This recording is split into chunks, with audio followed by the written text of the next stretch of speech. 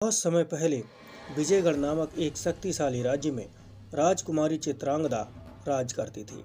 उसकी सुंदरता बेजोड़ थी, लेकिन उसकी क्रूरता उससे भी अधिक थी। वह अपने राज्य की सबसे ताकतवर योद्धा थी और उसे पुरुषों से नफरत थी। उसने एक भयानक नियम बना रखा था।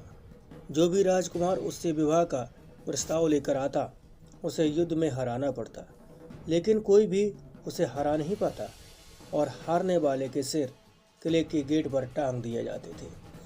देखते ही देखते उसके किले के द्वार पर सिरों की एक भयानक माला बन चुकी थी। पूरे राज्य में उसका नाम खौफ और आतंक का प्रतीक बन गया था। एक दिन दूर देश के प्रतापगढ़ राज्य से राजकुमार आर्यमन उसकी चुनौती स्वीकार करने आया। वह न सिर्फ तलवारबाजी में निपुण था, बल्कि अपनी बुद्धिमानी के लिए भी प्रसिद्ध था। चित्रांगदा ने उसे हंसी में उड़ा दिया। तुम्हारा भी वही हश्र होगा जो बाकी राजकुमारों का हुआ। युद्ध शुरू हुआ। चित्रांगदा की तलवार बिजली की तरह लहराई, लेकिन आर्यमन उसकी हर चाल को समझते हुए आसानी से बचता रहा। जैसे ही समय बीतता गया, चित्रांगदा थकने लगी, लेकिन आर्यमन अब भी शांत था। तभी उसने एक अप्रत्याशित वार किया और चित्रांगदा की तलवार उसके हाथ से छिटक गई। पहली बार वह निहत्थी थी। आर्यमन ने उसकी गर्दन पर तलवार रखते हुए कहा, अब तुम्हारा अंत निकट है राजकुमारी।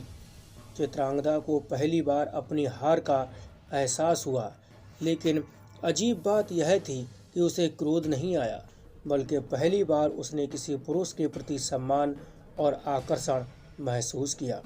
चित्रांगदा ने सिर झुका लिया और कहा, तुम अकेले पुरुष हो जिसने मुझे हराया है। मैं हार कर भी गर्व महसूस कर रही हूँ। यदि मेरी मृत्यु ही मेरे पापों का प्रायश्चित है तो मुझे स्वीकार है। लेकिन आर्यमन ने उसकी हत्या नहीं की। उसने कहा, मैं तुम्हें मारने नहीं बल्कि तुम्हारा जीवन संवारने आया हूँ। हिंसा से नहीं, प्रेम से राज्य चलाया जाता है। मैं तुम्हें अपने साथ प्रतापगढ़ ले जाना चाहता हूँ, जहाँ तुम मेरे साथ एक नई शुरुआत कर सको। चित्रांगदा का दिल पहली बार पिघल गया। उसने विवाह का प्रस्ताव स्वीकार कर लिया और उसी दिन खूनी किले के गेट से कटे हुए सिरों को हटा दिया गया। एक राजकुमारी चित्रांगदा अब एक क्रूर योद्धा नहीं, बल्कि एक महारानी बन गई, जिसने प्रेम और न्याय से अपना राज्य चलाया। सीख: क्रूरता कभी जीत नहीं सकती। सच्ची शक्ति प्रेम और करुणा में होती है। कहानी अच्छी लगी तो वीडियो को लाइक करें और चैनल को सब्सक्राइब करना ना भूलें। देखते रहें बाबा मनमोजी।